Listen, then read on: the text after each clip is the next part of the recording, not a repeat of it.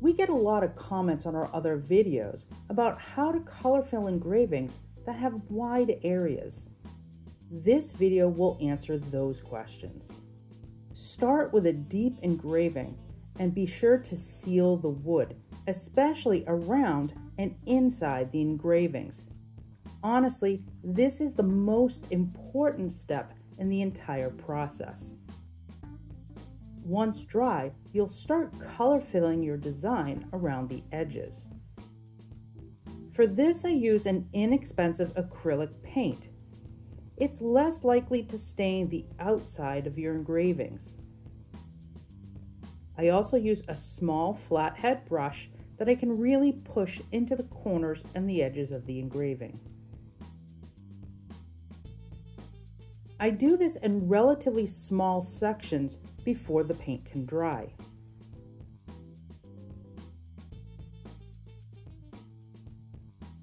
Then, take a damp paper towel and wipe the surface around the engraving towards the engraving itself.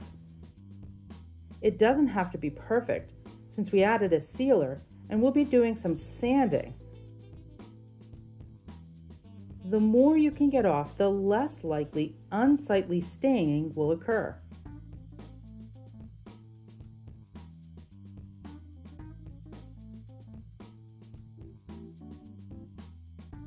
Now go back and fill in the middle. I've switched to a larger flathead brush to speed things up.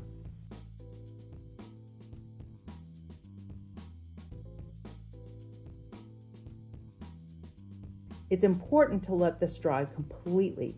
You don't want to be sanding in areas where there's wet paint. Do a quick sand of 220 grit paper. You'll want to remove all of the sealer and clean up the edges around the engraving. This will create a smooth surface for your final finish. I like to use an air compressor to make sure that all of the dust has been removed. Don't worry if you sanded a little paint from the wide areas. It's really easy to fix. Even though I was careful, you'll see there's still a few areas where I hit it with the sander. Now just go in and touch up those areas, and this will dry really fast. Once dry, you can add your favorite finish. And this is the finished result. We went with a rugged marine grade varnish from Total Boat and it looks great. We hope you found this helpful. Don't forget to subscribe to see more tips like this. We'll see you next time.